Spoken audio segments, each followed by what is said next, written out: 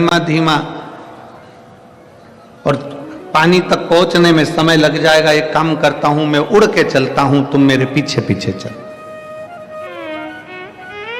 राम जी ने कहा ठीक है। मोर उड़ा।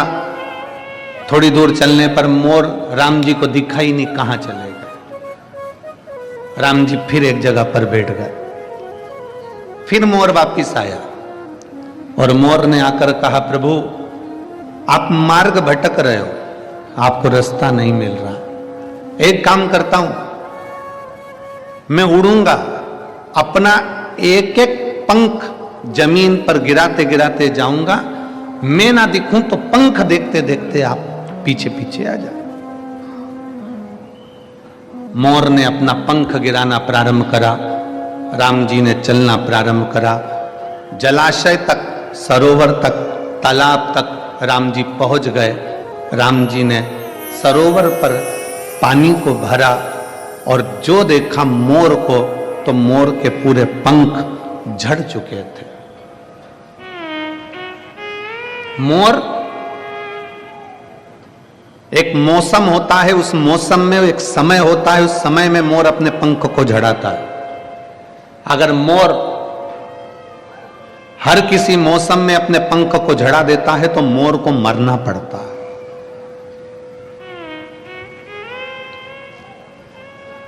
एक मौसम, एक समय ऐसा होता है जिसमें मोर अपने पंख को झड़ाता है, और किसी दूसरे मौसम में या दूसरे समय पर मोर अपने पंख को झड़ाता है तो मोर मरता ही है, मोर को मरना पड़ता। मोर ने अपने सारे पंख झड़ा दिए, प्राण छूट रहे थे मोर के। राम जी उसको देखते हैं, आंखों में जल भर लेते हैं। मोर, आज तेरे कारण मुझे जल मिल गया, पर मेरे कारण तेरे प्राण जा रहे। तेरे को कुछ मांगना हो तो मांग ले। मोर कहता है, प्रभु आपके चरणों की शरणागति देना। राम जी कहते हैं, मेरे सामने तेरे प्राण छूट रहे हैं, शरणागति तो वैसे ही मिल जाएगी, और तू मेरे चरण मांग रहा है। मोर, तेरा कर्जा मेरे मस्तक पर चढ़ा है, अगला अवतार लूंगा कृष्ण का, तो तेरा कर्जा चुकाने के लिए तेरे पंख को सिर पर धारण कर।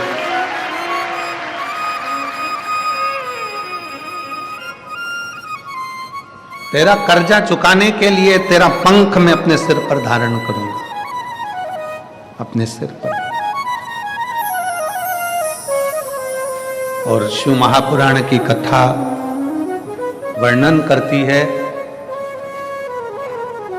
संसार में जन्म ले हो, हमारा और आपका जन्म हुआ है, ना जाने कौन सा कर्जा चुकाने के लिए हम यहां आए। कौन सा कर्जा?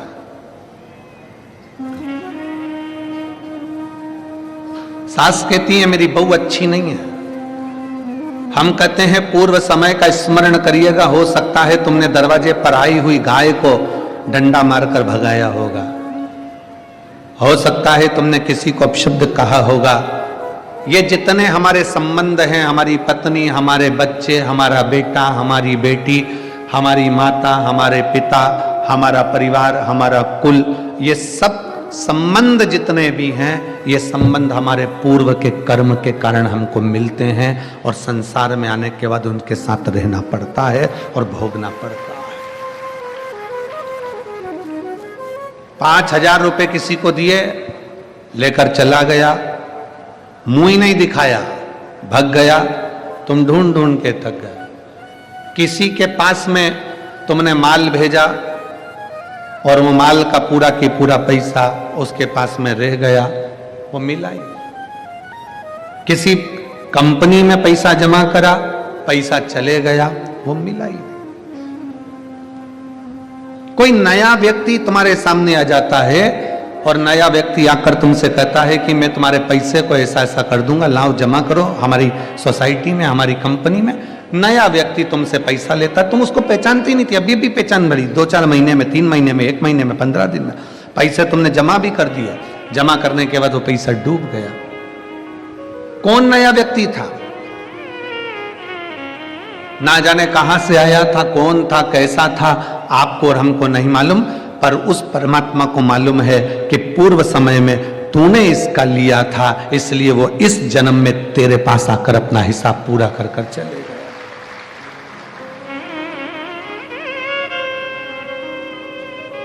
शिव महापुराण की एक बात अपनी जिंदगी में जरूर उतारिए। 83,99,999 जो योनियां हैं, 83,99,999 जो योनियां हैं, ऐसी कोई योनि नहीं मनुष्य की देह 84,00,000वें नंबर की योनि है। सारी योनियों में जितनी योनियां बनेंगी, आप कुत्ता बनेंगे, आप झिंगुर बने, इल्ली बने, कीट बने, पतंगा बने, स्वान बने, मछली बने, जानवर बने, जलचर बने, थलचर बने, वायुचर बने, पक्षी बने, पशु बने, कुछ भी बने, 83,99,999 योनियों में ना जाने सारी योनियां आपको मिली, मनुष्य की देह भी मिली।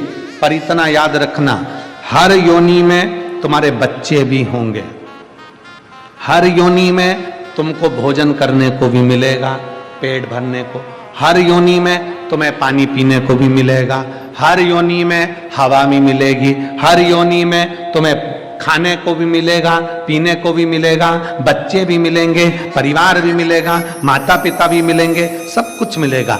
हर योनि में तुम्हें घर भी मिलेगा, रहने का एक छोटा सा आसियाना, छोटी सी जगह, कुछ भी मिलेगी, पर मिलेगी जरूर।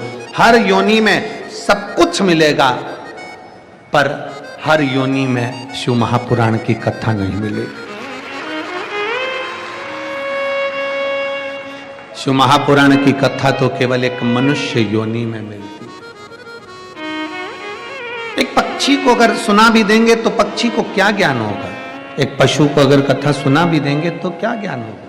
एक इल्ली माला में चढ़कर अगर कथा सुन भी लेगी तो उसको क्या ज्ञान होगा? कोई कीट, कोई पतंगा, कोई जानवर, कोई पशु, कोई पक्षी, कोई जलचर, कोई थलचर अगर कथा सुन भी लेंगे तो उनको क्या ज्ञान होगा? सारी योनियों में पत्नी, परिवार, बच्चे, कुटुंब, माता पिता, खाना पीना सब मिलेगा, पर केवल एक मनुष्य की योनि ऐसी है जिस योनि में शिव पुराण की कथा, सत्संग मिलता है। क्यों मिलता है? क्योंकि इस योनि में अगर तूने सत्संग कर लिया, भगवान का भजन कर लिया, शिव पर एक लोटा जल चढ़ा लिया, तो फिर तुझे वापिस वो 83,99,999 योनियां भोगना नहीं पड़ेगी और तू शंकर की शरण में चला जाए। इन योनियों से तेरी मुक्ति हो जाए, इन योनियों से तू परे हो जाए, इन योनियों से तू छूट जाए।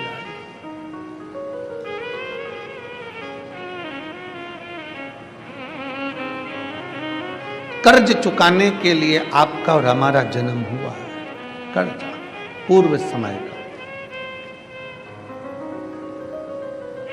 बेटी ने जन्म ले लिया, बेटे ने जन्म ले लिया,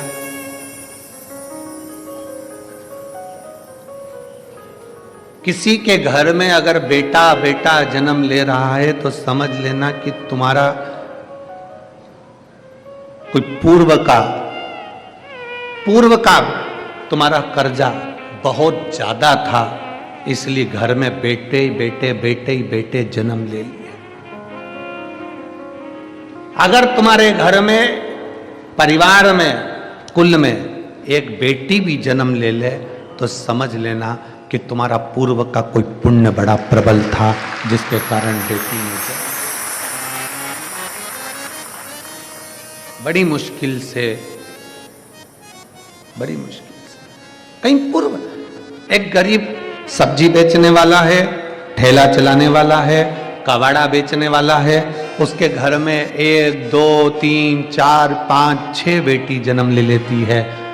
और कोई बहुत पैसे वाला, करोड़पति, धनपति, वैभवपति है, उसके घर में बेटा ही बेटा जन्म लेते हैं, तो मोहल्ले की माताएं कहती हैं बेचारी गरीबड़ी को एक लड़का हो जाता तो अच्छा था, और उसके पास इतना पैसा है, उसके घर में एक लड़की हो जाती तो कौन सी कमी पड़ जाती, एक दो लड़की उसके घर हो जाती, इसके घर में एक आध लड़का हो जाता। पर कौन समझाए कि शंकर भगवान के लेख में लिखा हुआ है कि जिसके घर में 2 3 4 5 बेटियां अगर जन्म ले लेती हैं तो कहते हैं कि स्वयं शंकर उसको अपनी गोदी में और नंदी पर लेकर जाते हैं, स्वयं शिव।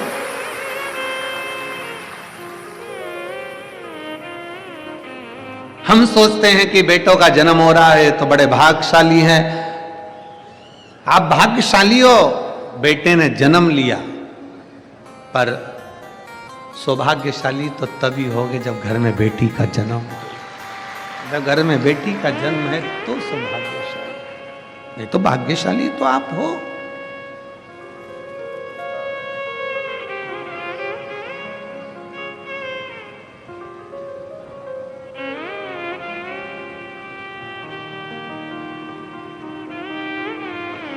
भाग्यशाली तो हो, ये आपके भाग्य की सराहना है।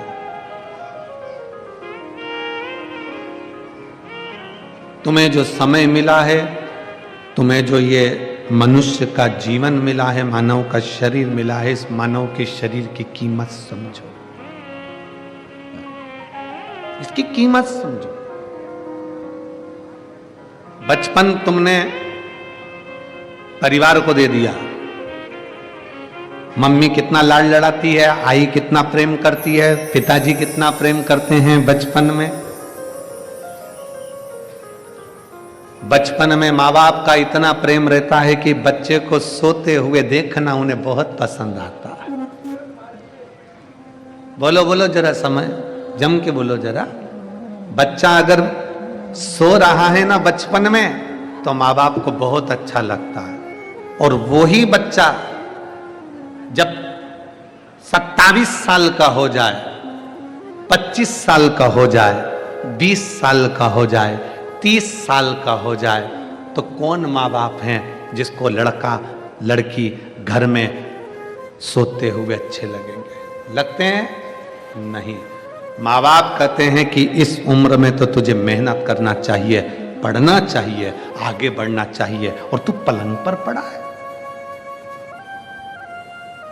बेटा वही है जो बचपन में अच्छा लग रहा था, बेटा वही है, बेटी वही है जो बचपन में अच्छी लग रही थी, पर वही बेटा बेटी जब जवानी के समय पर एक उम्र के अनुकूल अगर घर के अंदर सोते रहें, 1-2 बजे रात को सो रहे हैं और दिन के 2 बजे अपने कमरे से निकल रहे हैं, और माँ थोड़ा सा भी उसको जगा दे तो वो आग बबूला हो जाए, मम्मी लाइट बंद करो, भाऊ लाइट बंद करो, पापा पंखा चालू कर दो, मम्मी एसी का रिमोट लाके दे। माँ बाप की आंख में आंसू आ जाते हैं। बचपन में सोता हुआ बच्चों को देखे तो माँ बाप खुश होते हैं, पर जवानी में बच्चों को सोता हुआ ऐसे समय बर्बाद करते हुए देखे तो माँ बाप को खुशी नहीं होती। माँ बाप कहते हैं कुछ पढ़ ले, आगे बढ़ ले और जिंदगी में नाम कमा ले। अच्छा नहीं लगेगा? बचपन आपने अपने परिवार को दे दिया, जवानी पूरी दोस्त यार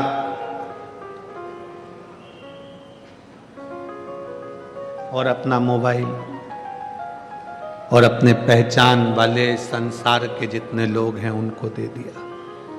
क्या बचा? बुढ़ापा।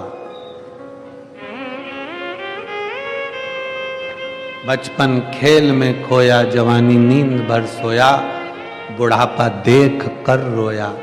अब आया बुढ़ापा।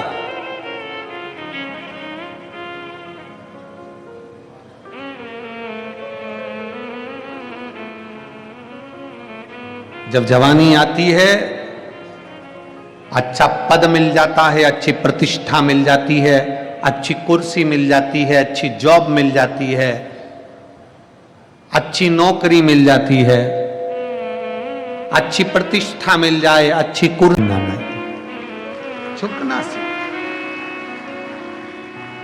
हमने कई लोगों को देखा है, जब तक कुर्सी पर रहते हैं, जब तक कोई अच्छा पद रहता है, कुर्सी पर बैठे रहते हैं, बहुत बड़े पद पर रहते हैं, ओहदे पर रहते हैं, हमने कई लोगों को देखा है इतनी अकड़ में रहते हैं, इतनी अकड़ में रहते हैं कि कोई आ भी जाए तो उससे सीधे मुंह बात नहीं करते।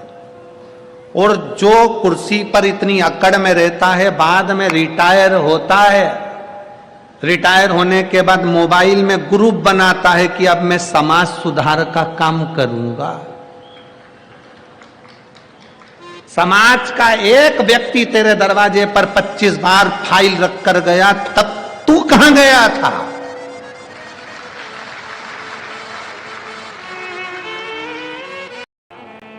मां शासन, प्रशासन और सनातन धर्म की रक्षा करना चाहिए। अपने सनातन धर्म की मजबूती, आपके पास में बहुत अच्छा पद है ना, आपके पास में बहुत अच्छी प्रतिष्ठा है, बहुत अच्छी कुर्सी है, बहुत अच्छा आपके पास में पद है, तो प्रयास करना कि इस पद की गरिमा बनी रहे।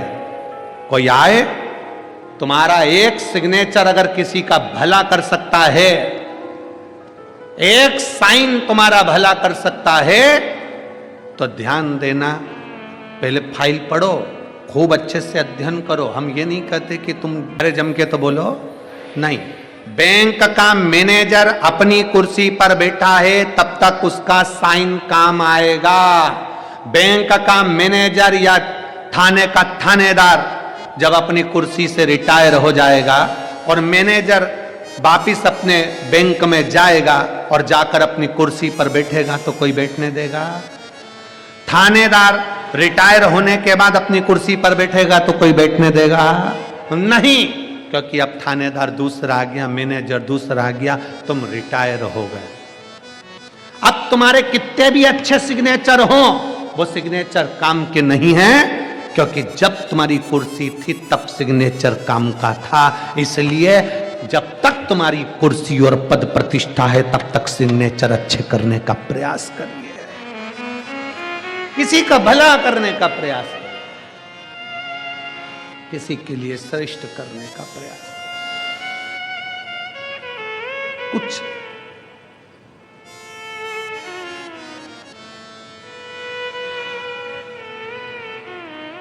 इस चीज के लिए धन्यवाद देता हूं।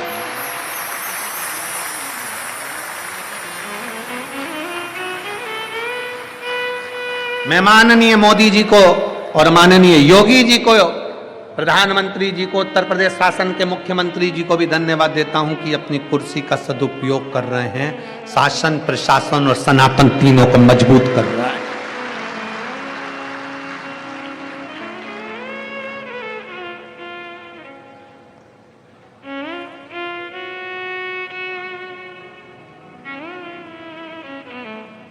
और अब विश्वास है कि महाराष्ट्र के नए मुख्यमंत्री जी भी इस चीज का स्मरण जरूर रखेंगे। विश्वास है, अपनी कुर्सी का, अपने पद का, अपनी प्रतिष्ठा पर बैठे हो, अपना शासन, अपना प्रशासन और अपना सनातन तीनों मजबूत होना चाहिए, तीनों मजबूत। प्रयास करो कुछ अच्छा करने का प्रयास।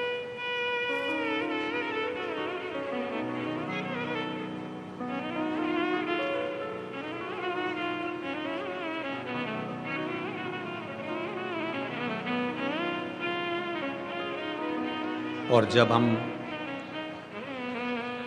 शिव की अविरल भक्ति में जिस समय डूबेंगे, शंकर की अविरल भक्ति को जब हम भजेंगे, तो शिव क्यों ना मिलेगा, क्यों ना मिलेगा।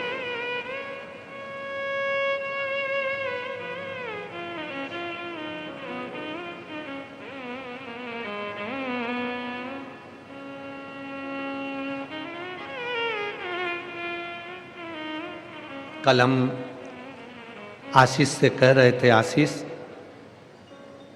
पहली कथा नेपाल तो बाची है विदेश में, पर पहली कथा दुबई में है। तो हमने आशीष से कहा, आशीष सब सामान लेकर चलना, साथ में भारत माता की मिट्टी को भी लेकर चलना।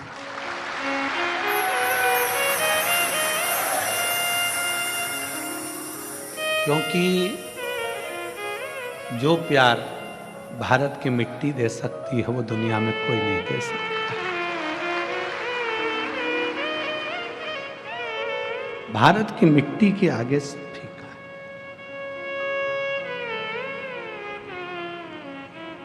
आशीष बोला, गुरुजी 3 दिन में तो अपन आ जाएंगे। हमने कहा 1 दिन भी अगर ये भारत की मिट्टी छूटती है तो बड़ा दुख।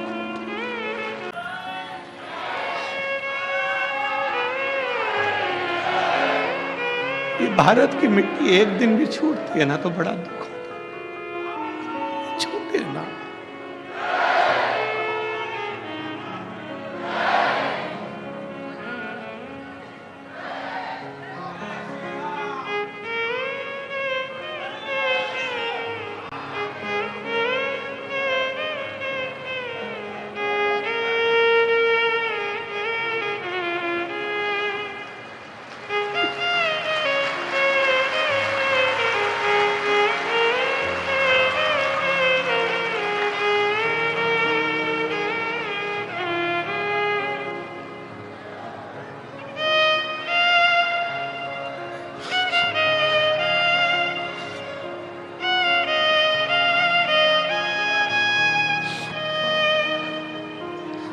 ये ना छूटे, इसको भी थोड़ा बटोर ले। सब कुछ मिल सकता है पर ये भारत वतन नहीं मिल सकता। जान है,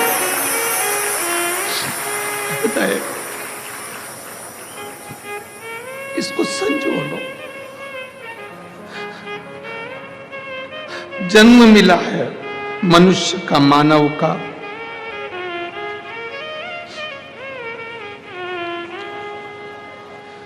छूटे ना, बिसराए। कुर्सी मिले, पद मिले, प्रतिष्ठा मिले, शासन प्रशासन और सनातन को मजबूत बनाए, मजबूत।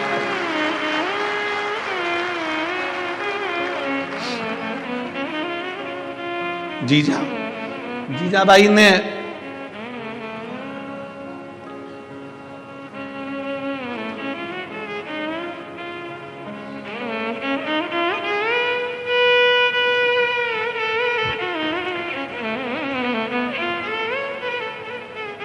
चंदन है इस देश की माटी, तपोभूमि हर ग्राम है, हर बाला देवी की प्रतिमा, बच्चा बच्चा राम है।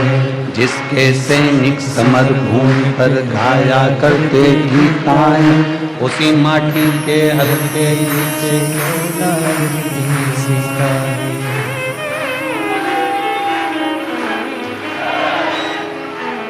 ये वो भूमि है।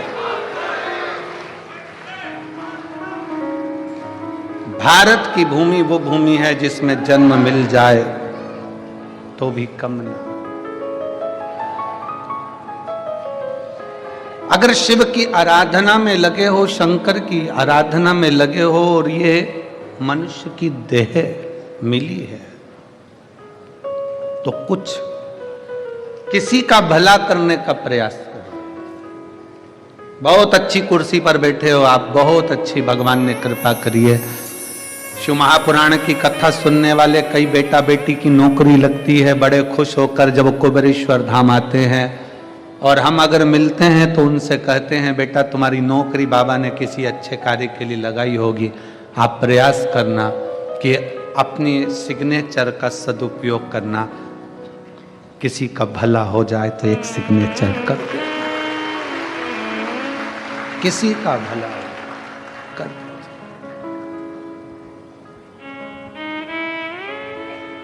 हमारे जीवन की इतनी कथा हुई पर सारी कथाओं का रिकॉर्ड सिरपुर ने तोड़ दिया।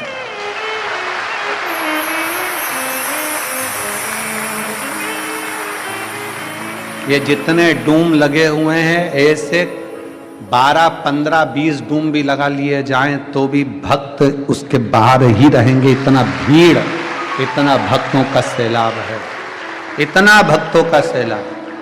ऐसे डूम ना जाने कितने लगा दो आप, 15, 12, 20, 22, 24, 25, तो भी शिव भक्त बाहर के बाहर। हमारे जीवन का इतना बड़ा ये शिव पुराण की कथा देखी करी सब, पर ऐसा जन सैलाब कहीं नहीं देखा, कहीं पर ऐसा जन सैलाब नहीं देखा, ऐसी शिव भक्ति नहीं देखी। भगवान शंकर की जो अविरल भक्ति आपके दिल में है, शिव आप सबकी मनोकामना जो भाव से आए हो, जिस विश्वास के साथ आए हो, जिस भरोसे के साथ आए हो, मेरा शंकर आपकी वो मनोकामना पूर्ण जरूर करेगा और शिव झोली जरूर भरेगा।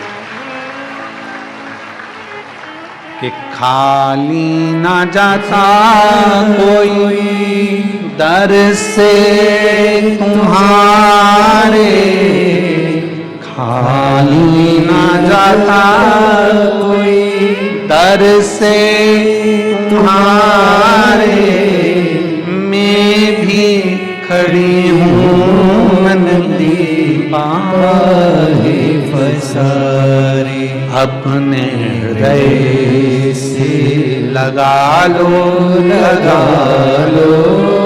गिरा जा रहा हूँ, उठा लो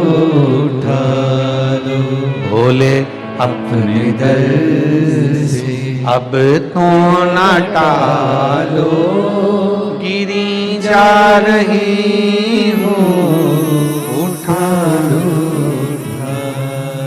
बचपन खेल में चला गया, जवानी भोग और विलास में निकल गई, अधेड़ी कमाने में निकल गई, बुढ़ापा आया, शरीर कांपने लगा। सोचा अब मैं शिव पुराण की कथा में चली जाऊंगी, इतनी भीड़ में कैसे जाएगी, कैसे जाए। तुम्हारी तुम्हारे घर में चले और तुम्हारा शरीर चले, शरीर चले और तुम्हारी तुम्हारे घर में चले, तब तक सारे अच्छे काम कर लो, सारे अच्छे काम कर लो।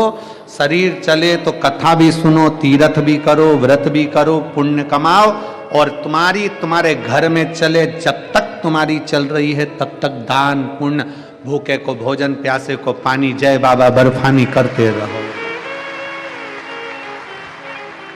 जब चलना बंद हो जाएगा ना तुम्हारा, तुम कहोगे बेटा ला जरा 100 रुपए दे, सीवर वाला महाराज आया है, कथा सुनने जाना है मेरे को गाड़ी का।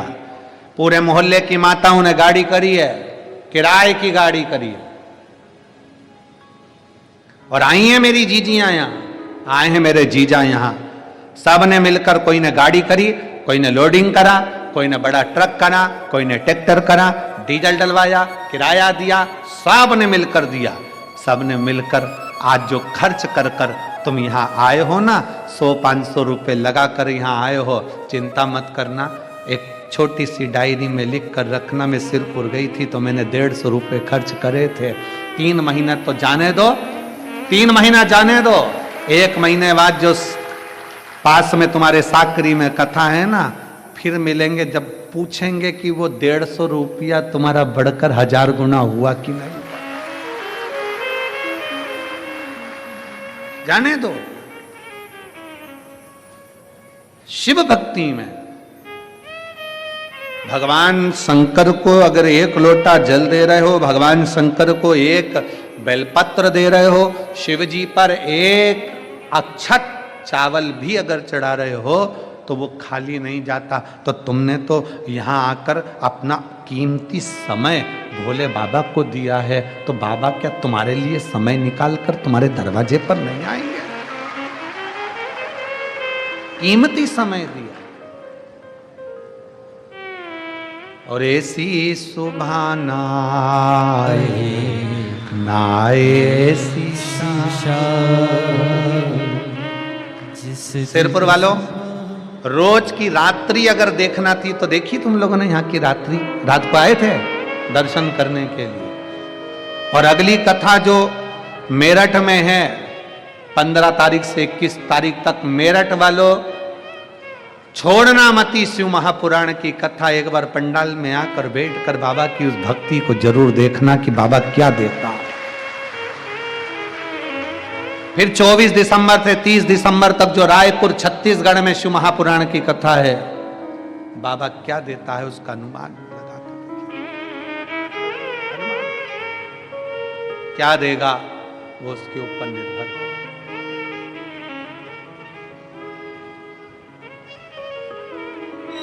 ऐसी सुभाना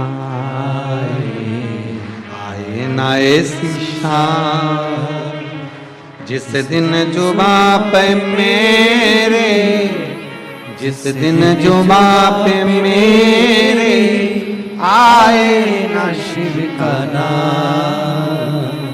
ऐसी सुभाना आए ना ऐसी शाम, ऐसी सुभाना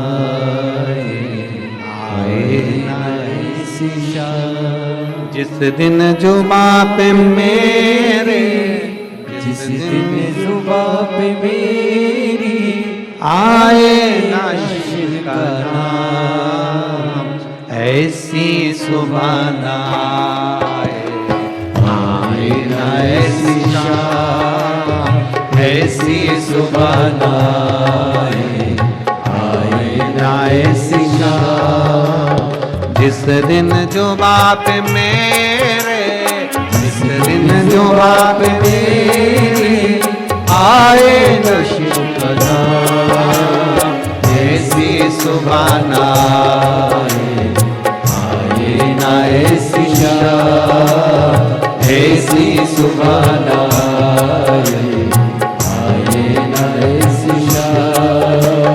जिस दिन जुबा पे मेरी, जिस दिन जुबा पे मेरी आए ना शिव का नाम। ऐसी सुभाना आए ना ऐसी शाम।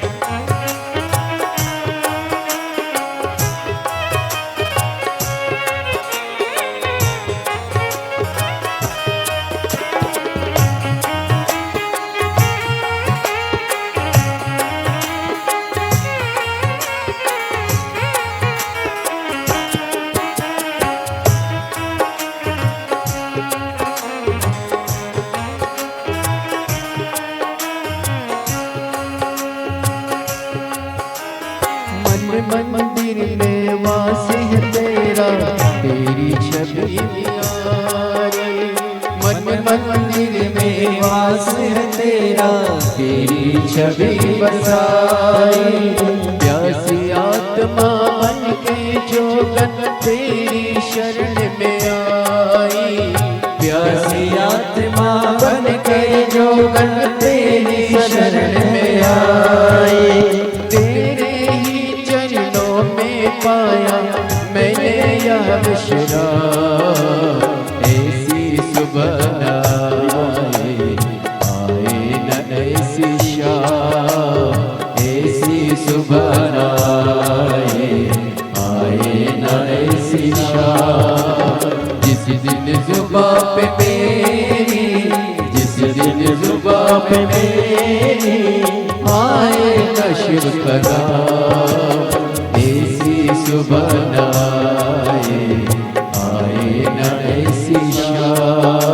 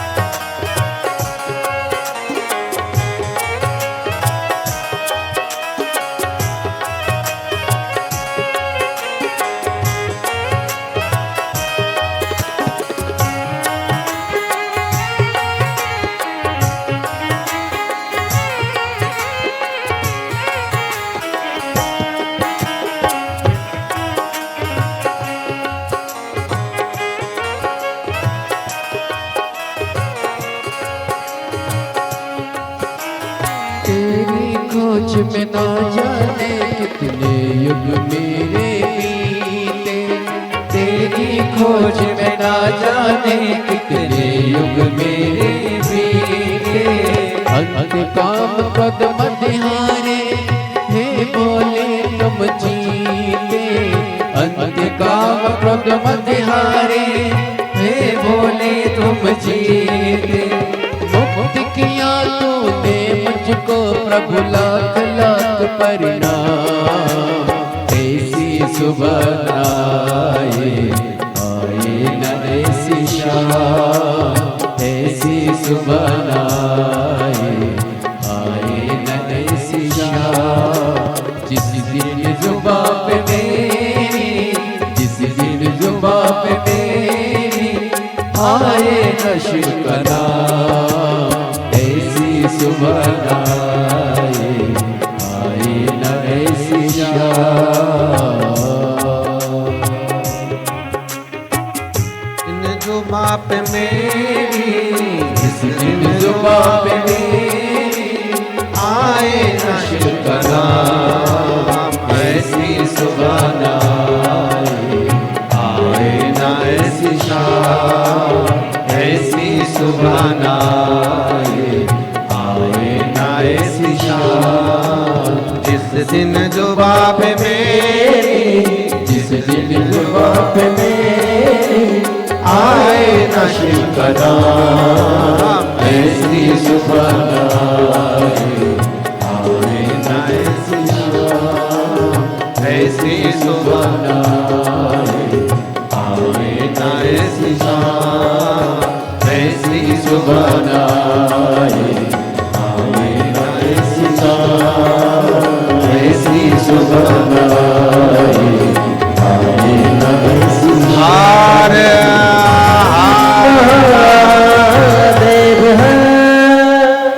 अपने स्थान पर बैठकर बाबा से अपने दिल की बात बड़े भावों के साथ हृदय से कहिए। आज कथा का विराम दिवस है, दिल से प्रार्थना करेंगे, दिल से कहेंगे तो बाबा श्रवण अवश्य करेंगे। भाव से बाबा से विनय करिए, जहाँ जगह मिले वहाँ बैठकर बाबा को बोलिएगा। सभी साथ में बाबा से प्रार्थना करेंगे, निवेदन करेंगे, विनती करेंगे, विनय करेंगे। जहाँ जिसको जगह मिले वहाँ बैठ जाइए और बाबा से बड़े भाव से प्रार्थना करेंगे।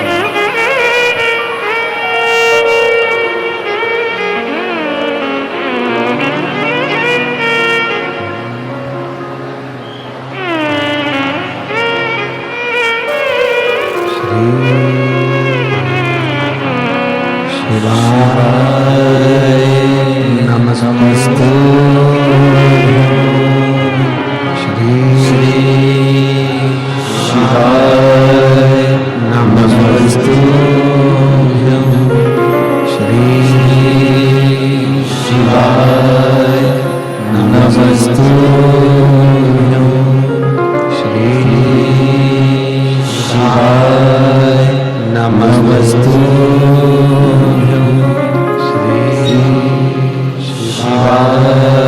नमस्ते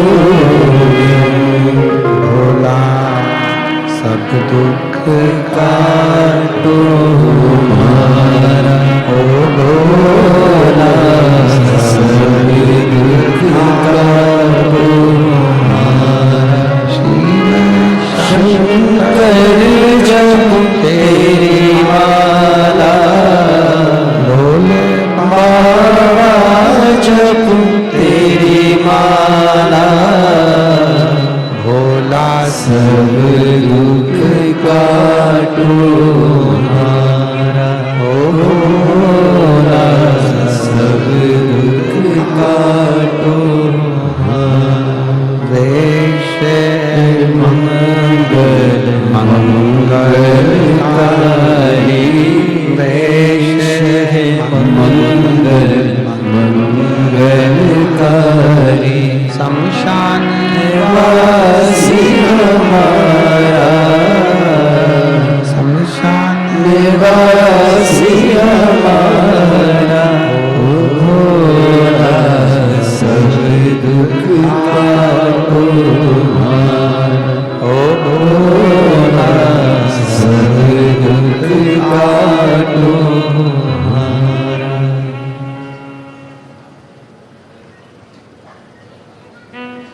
बाबा देव अधिदेव महादेव भगवान शिव गर्दानी त्रिकालदर्शी कैलाशी अविनाशी शिव की कथा कह रही है। भगवान शंकर का चरित्र कह रहा है। बचपन गया जाने दो, जवानी गई। ये कब चालू करोगे? एक बार सुनो तो आके कि यहाँ का माइक चल नहीं रहा है। एक बार आके खुद भी तो सुनो कि बक्से नहीं चल रहा है एक भी। भगवान शिव ओगरदानी शंकर त्रिकालदर्शी कैलाशी अविनाशी शिव जो संपूर्ण विश्व का कल्याण करने वाला, संपूर्ण जगत का उद्धार करने वाला है।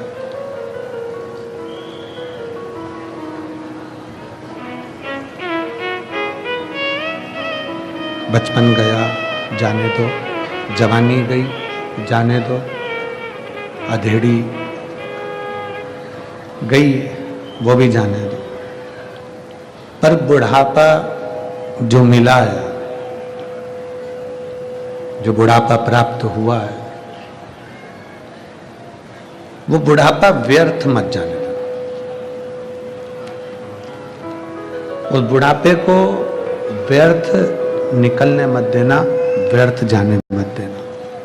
उसको संभालने का प्रयास करिए, उसको संजोने का प्रयास करिए। मैं यजमान परिवार को, पाटिलवाड़ा परिवार को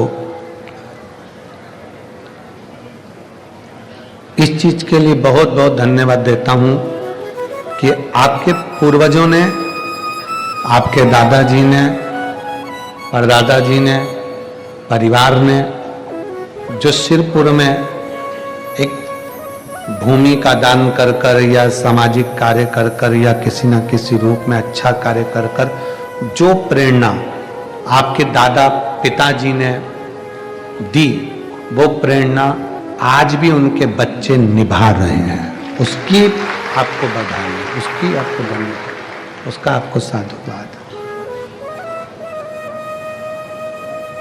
आज भी आप उस क्रम को निभा रहे हैं, आज भी उस क्रम को आप आगे बढ़ा रहे हैं।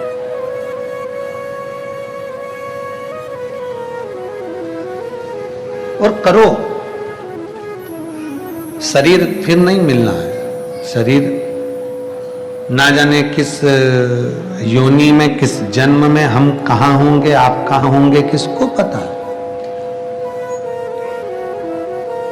किसको मालूम है कि कौन कहां होगा।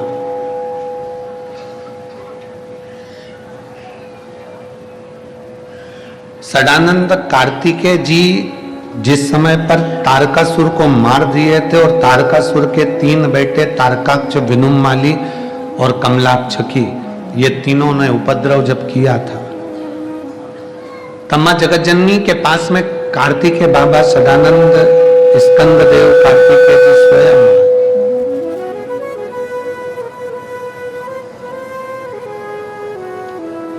स्कंददेव कार्तिकेय जी स्वयं आए और स्कंददेव कार्तिकेय जी ने आकर अपनी माता जी से कहा, मां यदि आप कहो तो मैं ये तारकासुर के 3 बेटों को भी मार दूं, तारकाक्ष को, विदुमाली को और कमलाक्षकी को, इनका समाप्त कर देता हूं, इनको भी मार देता हूं।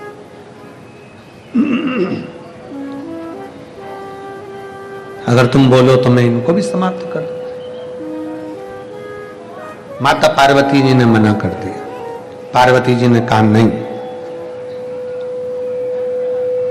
तुम नहीं मारोगे। तारकासुर को तुमने मार दिया, वहां तक ठीक है, पर अब तारकासुर के 3 बेटों को मारने की जवाबदारी तुम्हारी नहीं है, तारकासुर के 3 बेटों को मारने की जवाबदारी शिव की है।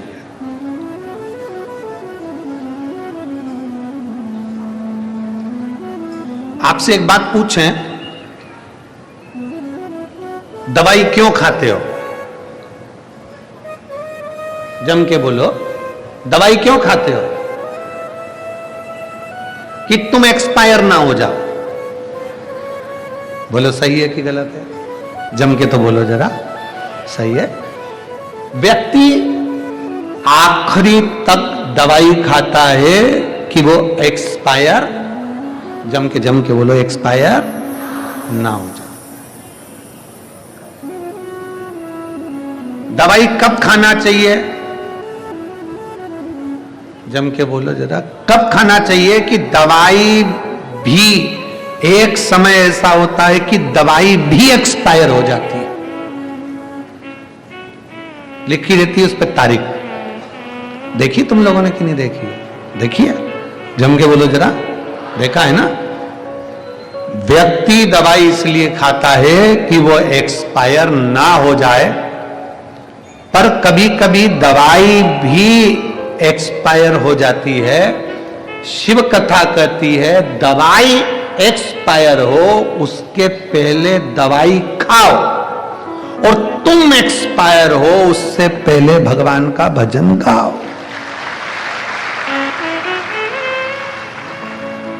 दवाई कब असर करेगी? एक्सपायर होने के बाद। जम के बोलो जरा, नहीं। कब असर करेगी? अगर एक्सपायर तुम हो गए, कोई हो गया, हम हो गए, संसार का कोई व्यक्ति भी एक्सपायर हो गया और उसको दवाई खिलाओगे तो असर करेगी नहीं। और दवाई एक्सपायर हो गई, उसकी तारीख निकल गई, उसकी डेट निकल गई, उसके बाद वो असर करेगी क्या? नहीं। दवाई भी अगर एक्सपायर हो जाती है तो वो भी असर नहीं करती है। व्यक्ति एक्सपायर हो जाता है तो उस पर दवाई असर नहीं करती है। और मनुष्य यदि एक्सपायर हो जाए तो लोग कहते हैं कि इनको थोड़ा सा मिल जाएगा, जो चले गए, जो गए उनको मिल जाएगा। शिव महापुराण की कथा कहती है, जीते जी दवाई खा लो, मरने के बाद दवाई असर नहीं करेगी। और जीते जी शिव पुराण सुन लो, मरने के बाद असर नहीं करेगी। जीते जी सुनो, जीते जी श्रवण करिए, जीते जी धारण करिए। जितना श्रवण कर सकते हो, जितना भजन कर सकते हो, जितना स्मरण कर सकते हो, जितना कीर्तन कर सकते हो उतना करिए, जीते जी।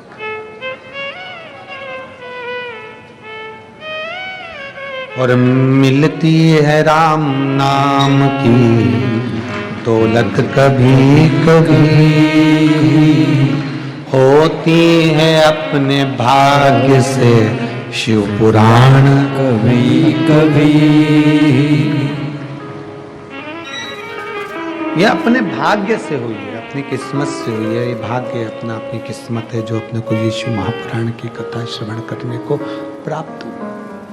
फिर मौका मिले ना मिले, मनुष्य देह मिले ना मिले, संसार सागर में दूसरी बार जन्म मिले ना मिले, मिला है उसको स्वीकार कर। जो मिला है उसको अपने जीवन में उतार। तुम्हें तारकासुर के बेटों को नहीं मारना। कार्तिकेय, तारकासुर के बेटों को तो मारने की जवाबदारी शिव की है। आपकी अपनी और संसार की किसी की जवाबदारी नहीं है। जन्म, मरण और परण। परण मतलब शादी, मरण मतलब मरना, और जन्म मतलब जन्म। ये तीन जवाबदारी किसी देवता के पास नहीं है। इन तीन चीज की जवाबदारी शंकर जी के पास है, शिव जी के पास। कब जन्म होगा, कहां जन्म होगा, कैसे जन्म होगा, किस जगह पर जन्म होगा, इसकी जवाबदारी शिव जी के पास है। मरण, कब मरोगे, कहां मरोगे, कैसे मरोगे, इसकी भी जवाबदारी शंकर के पास। परण, शादी नहीं हो रही है, विवाह नहीं हो रहा है, शंकर भगवान को सब मालूम है कि कहां, कब, कैसे कराना। तुम पूरी जिंदगी लड़कियां देखते रहो, मेरे लड़के के लिए लड़की अच्छी है, ये रिजेक्ट करा, वो करा, ये करा, वो करा, पूरा जीवन तुमने इसमें लगा दिया। 10 साल 5 साल इसमें निकाल दिए, लड़की के लिए लड़का ये अच्छा है, लड़के के लिए लड़की ये अच्छी है, पर उसने जिसके साथ लिखी होगी वही मिलेगी। 50 लड़के देखे तुम सबके लिए, और 50 लड़की देखी ये मेरे सब जीजाओं के लिए 50 लड़की देखी, पर तुम्हारी किस्मत में जो चंद्र घंटा थी वही मिली है। तुम्हारे भाग्य में जो लिखी थी वही तुम्हें प्राप्त हुई। क्यों? ये जोड़ी आज की है ही नहीं, आज की है ही नहीं। एक पत्नी मरते मरते बोली, मैंने खूब करवा चौथ के व्रत करे हैं, खूब मैंने तीज का व्रत करा है, अब मैं जा रही हूं, स्वर्ग में मिलेंगे। अब मैं जा रही हूं, स्वर्ग में मिलेंगे।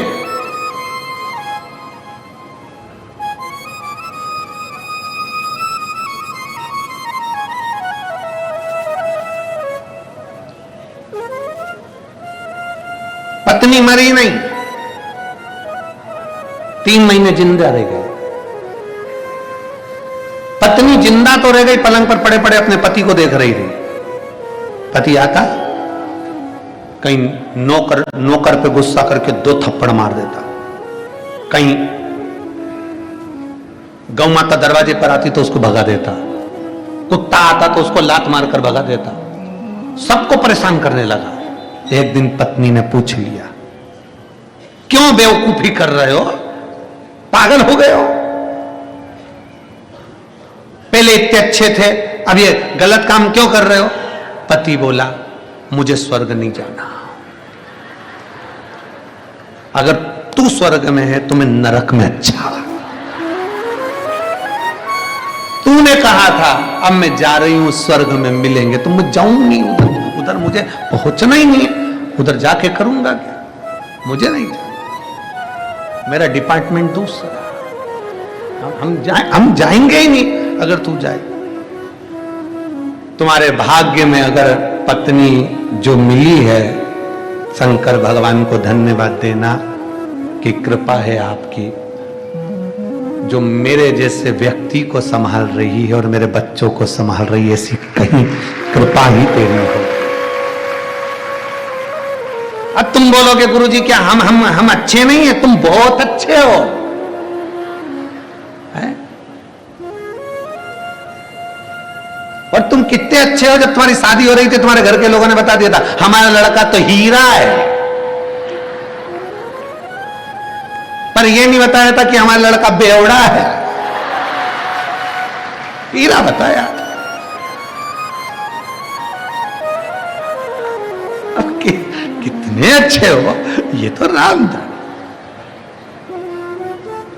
इसको खड़े होना था भगवान शंकर के दर्शन की लाइन में, ये खड़ा हो जाता है ठेके की लाइन में। कितना अच्छा।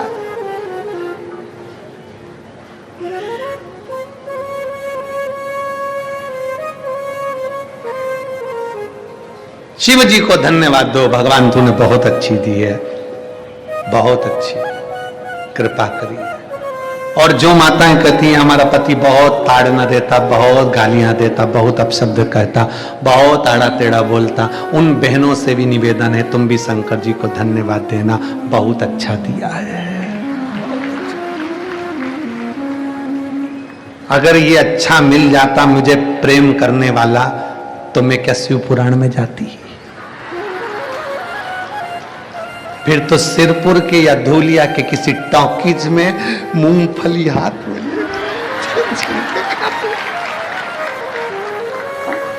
ये तेरी कृपा है, तेरी उदारता है। तू इतना अच्छा है कि तूने ऐसा दिया कि दिन भर गाली देता, दिन भर ताने देता और दिन भर अपशब्द बोलता, ये ताने देता तो मेरा दिल इससे हटकर भोलेनाथ में लग गया।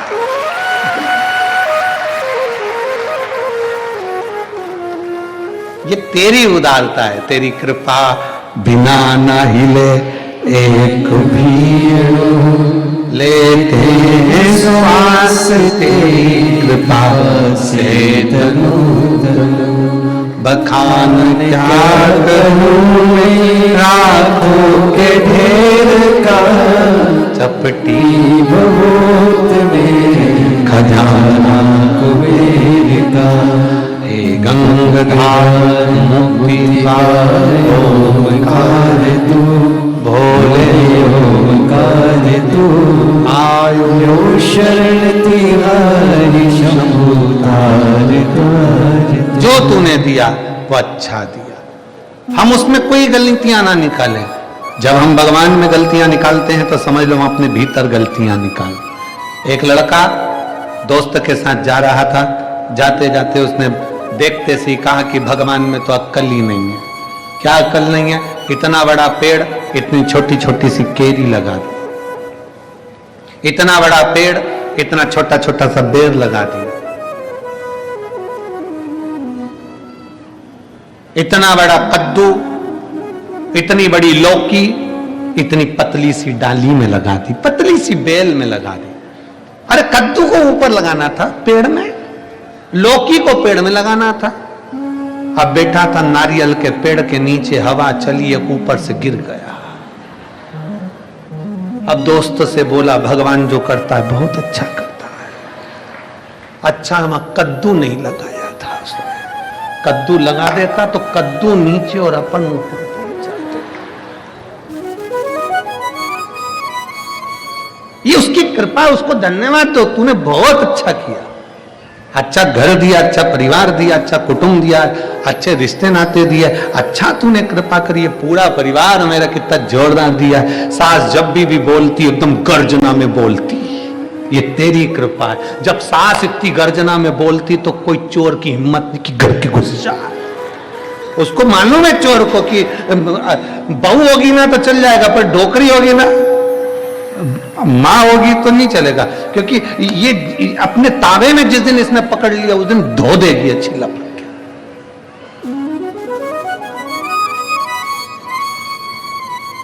तुम खुद देखो, अच्छा अंदाजा लगा के देखो जरा, पैसे मांगने वाले कभी भी बुजुर्ग व्यक्ति के पास पैसे मांगने नहीं जाते हैं कि माँ जी पिताजी भाऊ साहब हमको पैसे मांगने वाले जाएंगे तो बहू और बेटों के पास में। नौकरानी किससे कहेगी? सास से तो कभी कहती ही नहीं नौकरानी पैसे की जरूरत है, तो पोछे वाली, झाड़ू वाली, बर्तन वाली, भांडा वाली, कभी भी पैसे की जरूरत होगी ना बहुओं से कहेगी, जी मुझे पैसे की जरूरत। तो जी कहेगी मम्मी से राम मैं नहीं कह सकता। नौकर अगर पैसा दुकान पे चाहिए तो नौकर कभी भी सेठ जी से, जो पिताजी हैं बुजुर्ग हैं, उनसे नहीं कहेगा, वो कहेगा तो बेटा भैया मेरे को पैसे की जरूरत, तो तू पापा से कहना। मैं नहीं कह सकता, पापा से तो नहीं कह सकता, क्योंकि मालूम है पारखी नजर निरमा सुपर, इनको मालूम है कि पिताजी की निगाह बहुत पारखी है, मां की निगाह बहुत पारखी है, घर के बुजुर्ग की निगाह बहुत पारखी है। वो समझते हैं कौन अच्छा कौन बुरा, क्या करेंगे क्या नहीं करेंगे। और सास ने कहा था मत देना पैसा, पर बहू ने चुपचाप से दे दिया, वो 15 दिन बाद काम छोड़ के चली गई, आई नहीं। सास ने कहा था मत देना, पर समझे ये तो सोच रही थी मेरी बेचारी कर चली। सास की निगाह बहुत पारखी है, जैसे सास की निगाह पारखी है, ससुर की निगाह पारखी है, उसी तरह मेरे भोले बाबा पूरे देवताओं के भी देव महादेव हैं, घर के देवताओं में बुजुर्ग हैं, इसलिए उनकी निगाह भी पारखी है, किसको क्या देना है वो जानते, उसको मालूम है।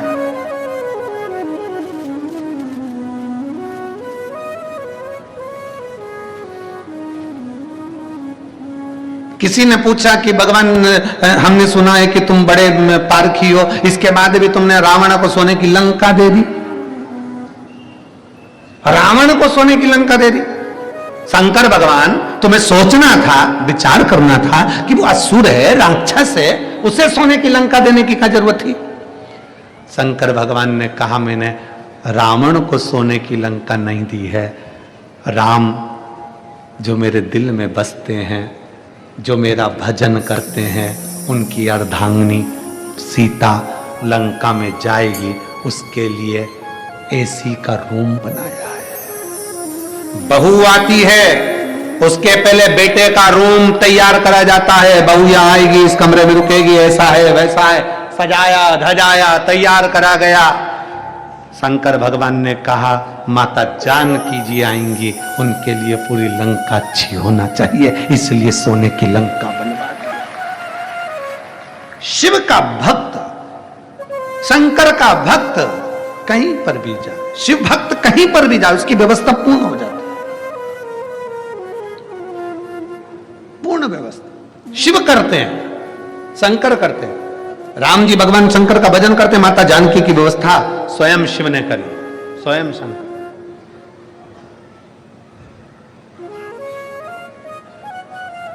स्वयं शिव करते हैं, इसलिए शंकर की उदारता, शंकर की करुणा कोई साधारण नहीं है।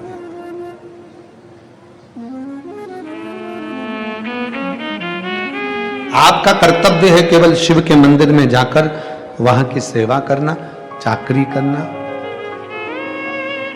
और मेरे बाबा तेरी नौकरी सबसे बढ़िया है सबसे खरी, तेरे दरवाजे की चाकरी सबसे बढ़िया है सबसे खरी। जब से तेरा गुलाम हो गया,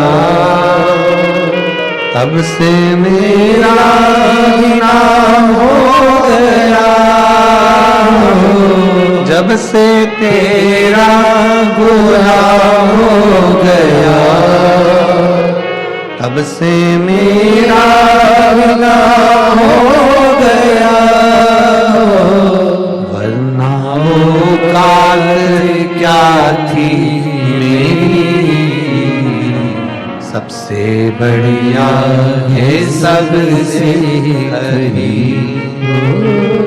भोले बाबा तेरी नौकरी, सबसे बढ़िया है सबसे करीब। आप उसकी सेवा में लग जाओ। एक पत्र है,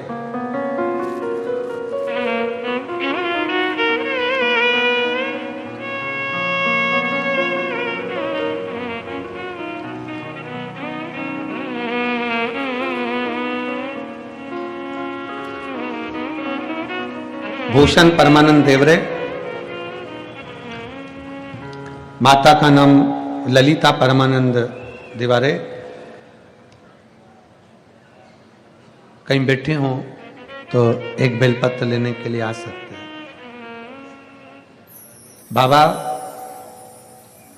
मैं अपने बेटे के बारे में बताना चाहती हूं जो 5 साल का है। उसको इतनी शुगर है कि उसकी शुगर 700 रहती है।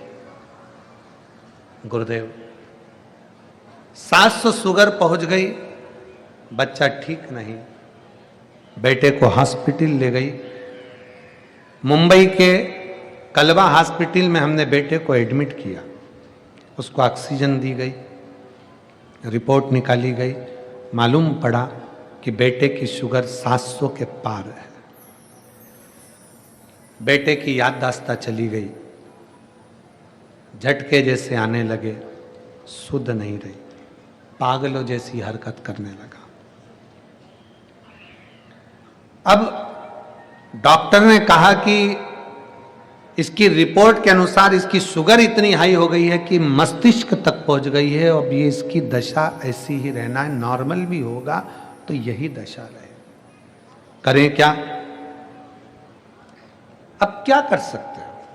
सबको भूल गया, बेटा पागलों जैसा हो गया, कोई इलाज सामने दिखता नहीं। तभी मैंने नर्स के कहने पर, डॉक्टर की नर्स के कहने पर श्री शिवाय नमस्तुभ्यम का जाप करने लगी। बेलपत्री शिव के मंदिर से लाना, शंकर पर चढ़ा हुआ जल लाना, और उसी समय हॉस्पिटल। बाबा का क्या आभार व्यक्त करूं। जल पिलाना प्रारंभ करा, बेलपत्री देना चालू करा। वो पागलों जैसी हरकत कर रहा था, पहचान नहीं रहा था। हमने उसको पीस पीस कर बेलपत्री दी और शिव का चढ़ा हुआ जल दिया। आज बाबा की कृपा से मेरा बेटे की शुगर डाउन हुई और उसकी याददाश्त भी थोड़ी सी ठीक हुई। गुरुदेव, डॉक्टर ने कहा था ये कभी भी अब पहचानेगा नहीं, जान नहीं पाएगा, क्योंकि मस्तिष्क में शुगर का लेवल बहुत बढ़ चुका, पहचानेगा नहीं। पर आज मैं बाबा को धन्यवाद देने के लिए इसलिए आई हूं कि आज मेरा बेटा पहचानता भी है, जानता भी है, और कोई अब दवाई की जरूरत नहीं पड़ती। शिव का रुद्राक्ष का जल पीता है और भगवान की एक बेलपत्र रोज खाता। उसके फोटो लगा रही हूं, बच्चे के दोनों फोटो लगाए। एक जब बच्चा पहचानता नहीं, जानता नहीं और याददाश्त भूल गया, दूसरा जब बेटा पूर्ण तरह से स्वस्थ हो गया तब की। अगर कहीं बैठे हो तो एक बेलपत्र लेने के लिए आ सकते हैं। एक विश्वास,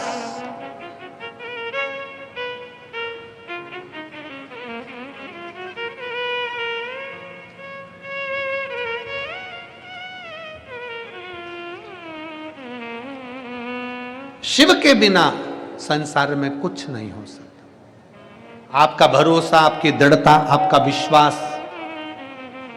एक पत्र और है,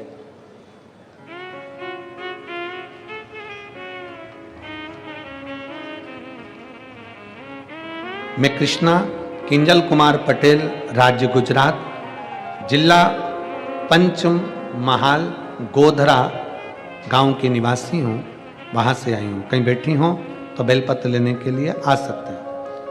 गुरुजी मेरा एक ही लड़का है, उसका नाम आयांश किजल कुमार पटेल है, जिसकी उम्र 7 साल की है। वह अचानक से ऐसे ही खेलते खेलते उल्टियां करने लगा, उसकी तबीयत खराब हो गई। फिर हम उसे लेकर बड़ौदा चले गए, वहां के डॉक्टरों को दिखाया। फिर सब रिपोर्ट निकाली और सीटी स्कैन में पता चला कि सिर में पानी जमा हो गया। सिर में पानी जमा हो गया, डॉक्टरों ने बोला ऑपरेशन करना पड़ेगा। फिर हमने ऑपरेशन करवा लिया। वो पहले जैसे तो हो गया, पर वो हमारे साथ बात करता तो आंखें ऊपर करता, आंखें ऊपर कर लेता, जिसका मैं फोटो लगा रही हूं। आप फोटो को देखेंगे, पहले नंबर का फोटो का दर्शन करेंगे, जिसमें उसके नेत्र की ज्योतियां सब ऊपर की ओर चली गई, उसकी आंखें पूरी ऊपर की ओर चली गई। आंखें ऊपर की ओर कर लेता, तब उसकी जांचें प्रारंभ हुई। फिर डॉक्टरों ने रिपोर्ट निकाली तो बताया आपका लड़का देख नहीं सकता, उसकी आंखें चली गई। ब्रेन का जब ऑपरेशन हुआ, मस्तिष्क का जब ऑपरेशन हुआ, तो डॉक्टरों ने देखकर कह दिया कि अब ये देख नहीं पाएगा। उसकी आंखों की रिपोर्ट निकाली गई, एमआरआई भी कराया, रिपोर्ट भी आई, पर उसका दिखना ठीक नहीं हुआ। हमें मालूम नहीं था कि ऊपर क्यों देखता है, उसकी आंखें चली गई। फिर वापस घर आ गए, तब हमारे पड़ोसी ने बोला एक बार रेटिना अस्पताल में दिखाओ। फिर हम वहां भी ले गए, तो वहां भी डॉक्टर ने बोला नहीं देख सकता, ये नहीं देखता। फिर हम घर आ गए और ऐसे 2 महीना हो गए। फिर एक दिन हमारे रिश्तेदार का फोन आया, फिर उन्होंने मुझे बोला सीहोर जा, रुद्राक्ष लेकर आ। मैंने पहली बार सुना था और उन्होंने यह भी बोला कि पशुपतिनाथ का व्रत भी कर। फिर मैंने बोला इतना किया तो ये भी करती हूं।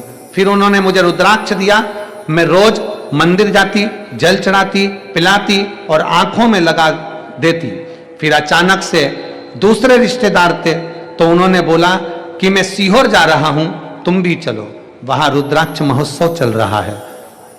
हम फिर कहेंगे जिंदगी में अगर मौका लगे तो एक बार महाशिवरात्रि के समय पर रुद्राक्ष महोत्सव की उस पवित्र भूमि पर जरूर आओ।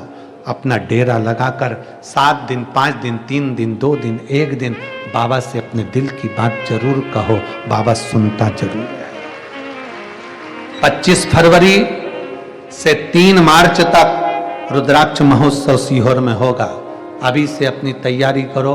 मेरी जीजियां, अपने अपने जीजाओं, सब तैयारी कर कर खूब प्रेम से बाबा के धाम में 7 दिन अपने बाप के घर में, पिता के घर में रहने की तैयारी करो।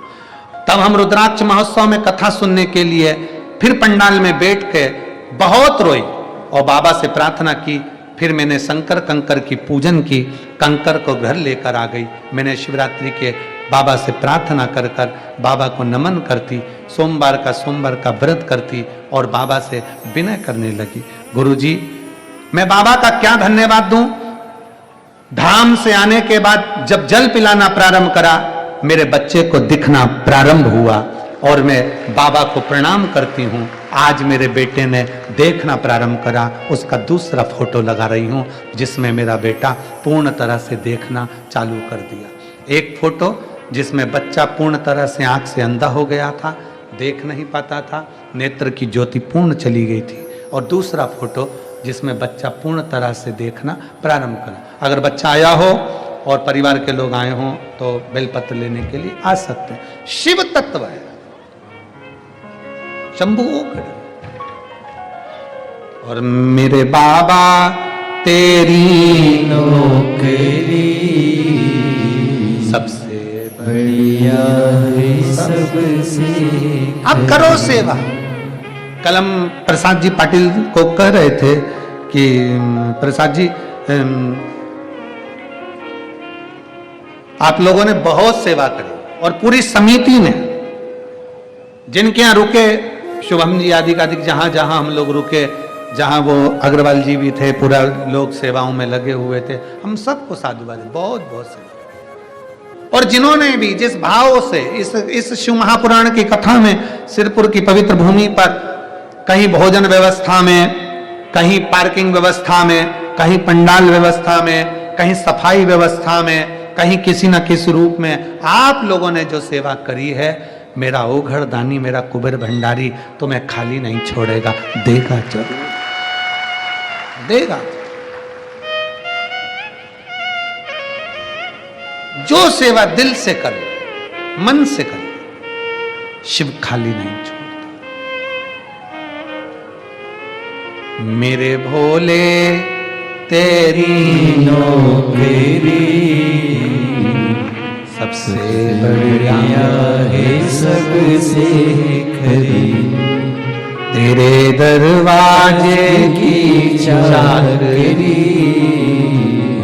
सबसे बढ़िया है सबसे खरी। जब से तेरा गुलाम हो गया, तब से मेरा बिना हो गया। जब से तेरा गुलाम हो गया, तब से मेरा बिना हो गया।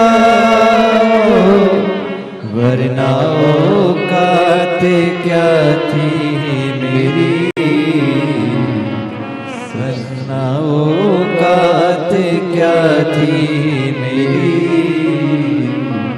सबसे बढ़िया है सबसे खरी। बाबा जी बोल रहे हैं, देखता नहीं था, ब्रेन में पानी था ऑपरेशन के कारणवश, देखना तो चालू कर दिया, अब बाबा चला और दे।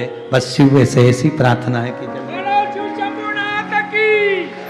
हर हर शिव तत्व है। आप उसकी नौकरी कर रहे हैं, आप उसके दरवाजे की चाकरी कर रहे हैं, वो कैसे छोड़े, कैसे छोड़े? आप करो उससे प्रार्थना, क्या आपका करा गया सेवा बाबा खाली नहीं छोड़ता। विश्वास अटल रखो।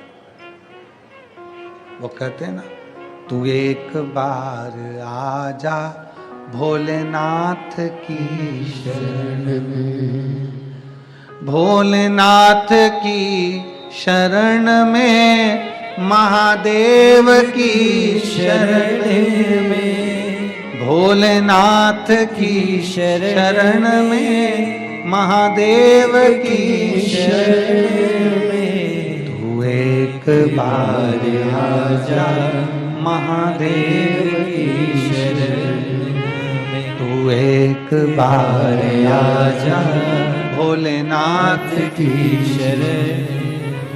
नित दीप दान होते मेरे भोले की शरण में, नित दीप दान होते मेरे भोले की शरण में। उत्सव महान होते मेरे भोले की शरण में, उत्सव महान होते मेरे भोले की शरण में। तू एक बार आजा महादेव की शरण में, तू एक बार आजा महादेव की शरण में। फिर भय ना कछु होगा महादेव की शरण में, फिर भय न कछु न होगा महादेव की शरण में। तू एक बार आजा महादेव की शरण में, तू एक बार आजा शिव शंकर की शरण। तेरा मन हो शिव की शरणागति। तारकासुर के 3 बेटों को मारने की जवाबदारी तुम्हारी नहीं है। माता पार्वती जी ने षडानंद कार्तिकेय जी से कह दिया। कार्तिकेय बाबा षडानंद कार्तिकेय रुके शिव जी ने तारकासुर के 3 बच्चों को तारकाक्ष, विदुम्माली, कमलाक्षकी को मार दिया।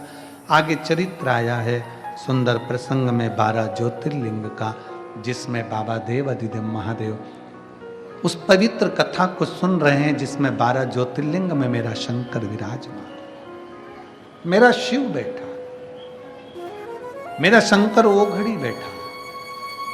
प्रथम ज्योतिर्लिंग सोमनाथ जी का वर्णन करा।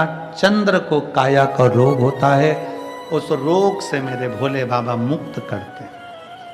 कोई भी बीमारी है, कोई भी दुख है, कोई भी तकलीफ है, शंकर भगवान को अगर 1 लोटा जल चढ़ा रहे हो, श्री शिवाय नमस्तुभ्यम यदि कह रहे हो, तो समझ लेना आप उस रोग का निवारण कर रहे हो। हम तो यहां तक कहेंगे 4 व्हीलर गाड़ी चलाने वाले, 2 व्हीलर गाड़ी चलाने वाले, ऑटो चलाने वाले, रिक्शा चलाने वाले, लोडिंग चलाने वाले, गाड़ी चलाने वाले, सबसे निवेदन है आपकी गाड़ी पर एक श्री शिवाय नमस्तुभ्यम चिपका कर रखो, लगा कर रखो, तो मेरा भोलेनाथ भी तुम्हें गले से लगा कर रखे। लगा लो, घर के दरवाजे पर लिखो, जम के बोलो श्री शिवाय नमस्ते।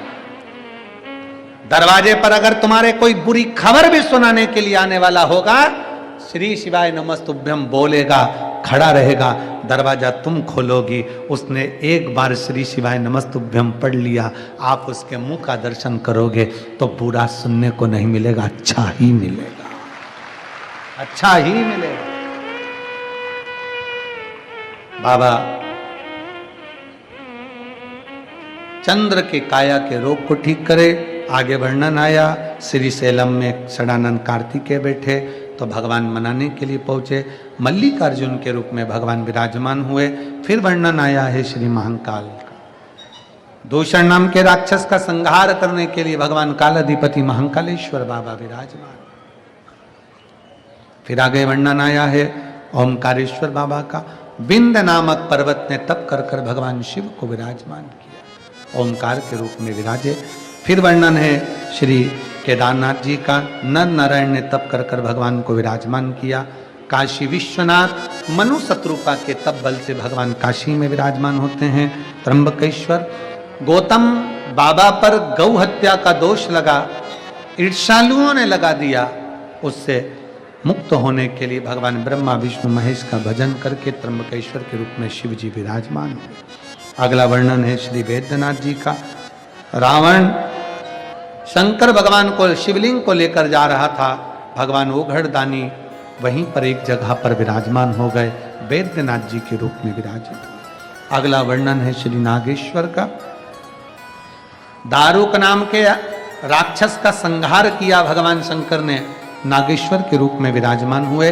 फिर वर्णन आया है श्री रामेश्वर जी का, राम जी ने लंका पर चढ़ाई करने से पहले, शिव भक्त के दरवाजे पर जाने से पहले भगवान शंकर की आराधना करी, रामेश्वर के रूप में शिव जी विराजमान हुए।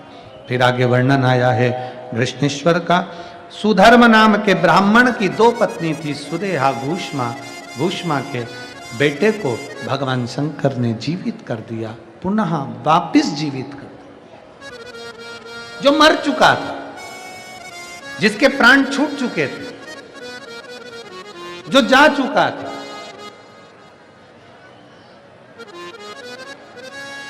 और उस भूष्मा के बेटे को जीवित करना, ईर्ष्या रखने वाला कितना भी ईर्ष्या रख ले, गलत बोलने वाला कितना भी गलत कह ले, अपशब्द कहने वाला कितना भी अपशब्द कह ले, टांग खींचने वाला कितना भी टांग खींच ले, हाथ पकड़ने वाला अगर महादेव है तो कोई गिर नहीं सकता। हाथ पकड़ने वाला अगर देव अधिदेव महादेव है तो दुनिया की किसी की सामर्थ्यता नहीं है कि कोई आपको गिरा दे, आप नीचे नहीं कर सकते। इसलिए 1 लोटा जल जब हम देव अधिदेव महादेव को चढ़ाने के लिए जाते हैं, शंकर भगवान हमारे हाथ को पकड़ लेते हैं, शिव हमारे हाथ को पकड़कर हमें मंजिल तक पहुंचाने का कार्य कर देते हैं। ऐसे मेरे शिव है, ऐसे मेरे शंकर, ऐसे मेरे ओघड़दानी, ऐसे मेरे त्रिकालदर्शी कैलाश है। मेरे बाबा भोलेनाथ की पवित्र कथा का रसपान कर रहे हैं। तुमरुका जी चंचुला देवी के पति को प्रेत योनि से मुक्त कर देते। ये तुमरुका नाम, तुमरुकेश्वर महादेव का नाम कोई साधारण नहीं है, कोई साधारण नहीं है। तुमरुकेश्वर का नाम, जब किसी नारी का गर्भ नहीं ठहरता, किसी नारी को बच्चे नहीं होते, संतान नहीं होती, 20 साल 22 साल 23 साल 24 साल 25 साल 30 साल भी हो जाए, एक बार तुमरुकेश्वर महादेव का नाम लेकर सफेद आंकड़े की जड़ को 21 बार भगवान शंकर के शिवलिंग पर से घुमाकर नंदी के पास खड़े होकर शंकर जी का दर्शन करते करते लाल धागे में अगर कमर पर नारी बांधती है, एक बार 2 बार 3 बार प्रयास अवश्य करें, मेरा भोले बाबा उसकी गोदी जरूर भरता है, संतान जरूर भरता। ऐसे तुमरुका जी ने सुंदर प्रसंग को सुनाते हुए बिंदु को प्रेत योनि से मुक्त किया, प्रेत योनि से मुक्त। चंचुला अखंड सौभाग्यवती धारण कर कर गई। समय आता है, भगवान शंकर ने अपने मस्तक से बेलपत्र उठाकर शिवपोथी को दिया, प्रणाम किया, नमन किया। शंकर भगवान कहते हैं, सुनो तुमरुका जी, कली काल में जब घोर कलयुग होगा, लोग सब त्राही त्राही कर रहे होंगे, तब उस घोर कलयुग में केवल एक शिव महापुराण की कथा ऐसी होगी जो मनुष्य को मेरे तक पहुंचाकर मैं उसके दुख का निवारण कर दूं। जो शिव महापुराण के पावन प्रांगण में बैठेगा, जो पवित्र शिव महापुराण की कथा को सुनेगा, शिव महापुराण की साक्षी में पंडाल में जाकर कहीं पर विराजमान होकर कथा का रस तत्व ग्रहण करेगा, या किसी भी रूप में शिव कथा उसके कानों में अगर पहुंचेगी, शंकर जी कहते हैं उसके दुख हरने के लिए स्वयं कैलाश अधिपति उसके दरवाजे पर पहुंचकर उसके दुख को हरेगा। भगवान शंकर की यह पवित्र कथा, शिव महापुराण की पावन कथा, पवित्र इस शिरपुर की भूमि पर, महाराष्ट्र की इस पावन धरा पर हो रही थी, आज विराम की ओर जा रही है। अपार जन समुदाय, 100-125 बीघा जमीन में ऐसा टुकड़ा नहीं बचा जिसमें कहीं जगह पर खाली हो। ऐसे अपार जन समुदाय, अपार शिव भक्त इस कथा में पहुंचे हैं। लाखों गाड़ियां इस शिव महापुराण की कथा में पहुंची है।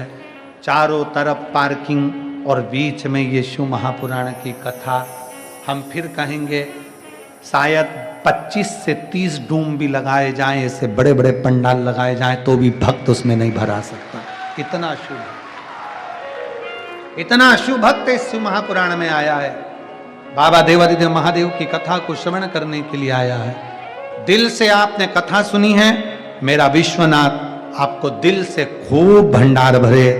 मेरी माताएं जो भाव से कथा सुनने के लिए आए हैं, जो पुरुष जिस भाव से आए हैं, मेरी बेटियां, बेटा, माताएं जिस भाव से इस कथा को आस्था चैनल पर, फेसबुक, यूट्यूब पर और पंडाल में इस कथा को श्रवण कर रहे हैं, मेरा शंकर उनकी झोलियां खुशियों से भरे।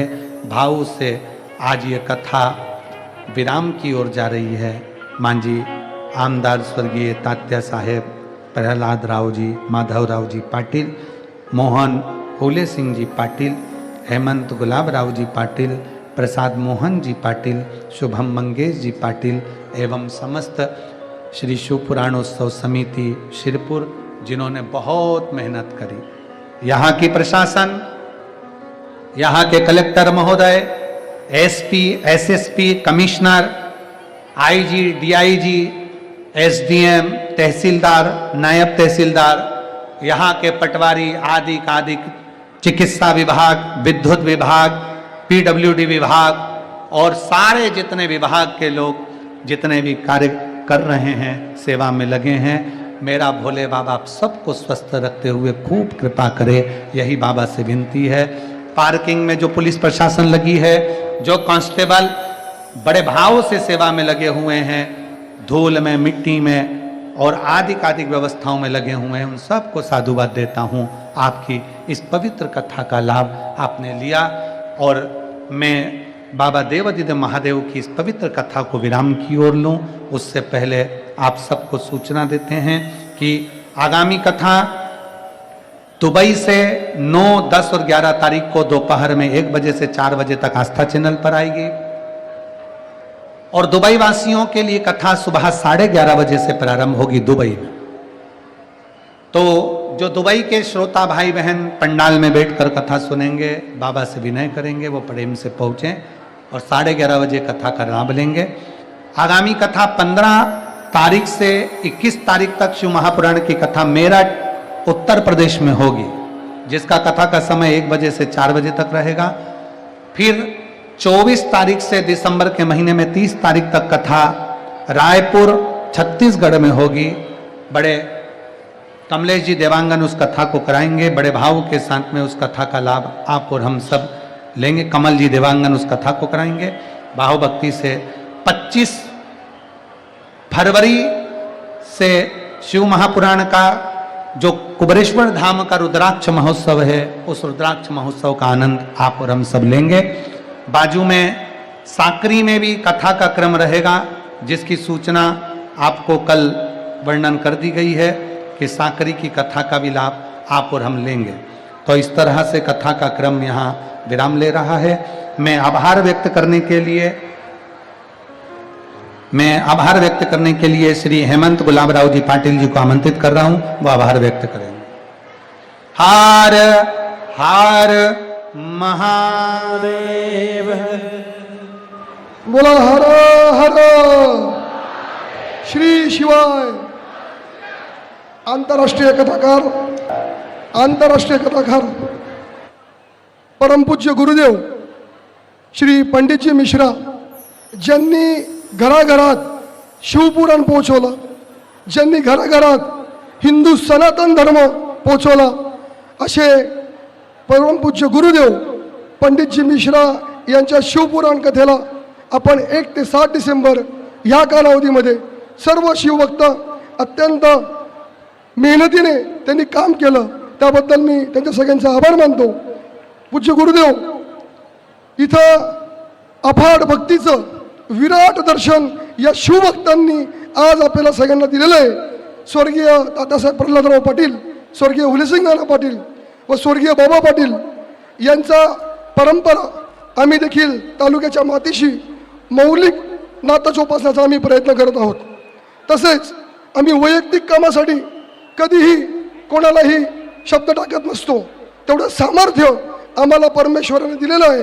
पण जेव्हा जेव्हा हिंदू सनातन धर्माच्या रक्षणासाठी आम्हाला पुढे यायचं असेल, तेव्हा सर्व शिवभक्त आपण आमच्या सोबत येणार ना?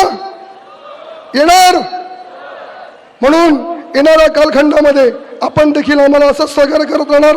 पंडितजी, आपण इथं 1 तारखेला हिसरगेला आलात, आपलं भव्य दिव्य असं स्वागत या शिरपूर नगरीने केलं। मी तुम्हाला आवर्जून सांगेल, आमच्याकडे ना फॅक्टरी आहे, ना कंपनी आहे, ना कामगार आहे, ना कर्मचारी आहे। आमच्याकडे जर कोणी असेल तर फक्त हा भगवाधारी आहे। या भगवाधारींनी ही कथा इथं सक्सेस केली, यशस्वी केली। ही भारतातील पहिली कथा आहे जिथं नेता हा कार्यकर्ता म्हणून काम करत होता। ही पहिली कथा आहे जिथं फक्त आणि फक्त शिवभक्तांनी या कथेचं आयोजन केलं। म्हणून या कथेचं नाव भारताच्या इतिहासामध्ये सुवर्ण अक्षराने लिहिलं जाईल, हा विश्वास मी तुम्हाला व्यक्त करतो। पंडितजी, आज गेल्या 2 महिन्यापासून शिवपुराण समितीचे सर्व पदाधिकारी कार्यकर्ते रात्रंदिवस राबतायत, कष्ट घेत आहेत। हे एवढं पंडाल, ही एवढी गर्दी, याचं सगळं नियोजन आपल्या सर्व शिवपुराण समितीच्या लोकांनी रात्रंदिवस मेहनत करून प्रत्येकाने आपापलं योगदान देऊन आपल्या इथं मेहनत केलेली आहे। पंडितजी, मी पुन्हा एकदा सांगतो की ह्या कथेचं महत्त्व पूर्ण शिरपूरने बघितलं, पूर्ण जजपूर, पूर्ण जिल्हा, पूर्ण महाराष्ट्र आज फक्त आणि फक्त सनातन भगव्याच्या खाली इथं एकत्रित आला। आणि जर नाशिकला, जिथं नाशिक येथे कुंभमेळा पुढच्या महिन्यात होणार आहे, पण आपल्या इथं शिरपूरला या 7 दिवसात त्यापेक्षाही सगळ्यात मोठा कुंभमेळा तुमच्या रूपाने इथं झाला। पंडितजी, आम्ही सर्व एकदम साधारण भक्त आहोत। आम्ही शहरातील व्यापारी, कामगार, शेतकरी, मजूर सर्वांनी एकत्रित येऊन या कथेचं नियोजन केलेलं होतं। म्हणून या सर्व लोकांचं मी मनापासून आभार मानतो। आमच्या भोजन समितीमध्ये लोक असतील, टॉयलेट बाथरूमचे इथले लोक असतील, सर्वांनी खूप खूप मेहनत घेतली आणि आम्हाला मदत केली। आणि तुम्हाला मी अजून आवर्जून सांगेल की कथेच्या पाचव्या दिवशी पंडितजींचं लग्नाचा वाढदिवस होता। पण बघा भक्ती किती खतरनाक जबरदस्त असते। पंडितजी आपण आपल्या लग्नाचा वाढदिवस मनवायला घरी गेले नाही तर तुम्ही आम्ही राहिलो असतो तर पती पत्नीला घेऊन आपण केक कापायला गेलो असतो, सेलिब्रेशन केलं असतं। पण पंडितजी खऱ्या अर्थाने धर्मयोद्धा जर कोणी असेल तर पंडितजी मिश्रा आहेत, त्यांना हे श्रेय जातं। स्वतःच्या लग्नाचा वाढदिवस असून देखील जी व्यक्ती घरी गेली नाही ती व्यक्ती इथं थांबली आपल्या भक्तांसाठी, आपल्या शिवभक्तांसाठी। म्हणून पंडितजी तुम्हाला त्रिवार अभिवादन करतो। आणि विशेष म्हणजे पंडितजी आपला जास्त वेळ घेणार नाही।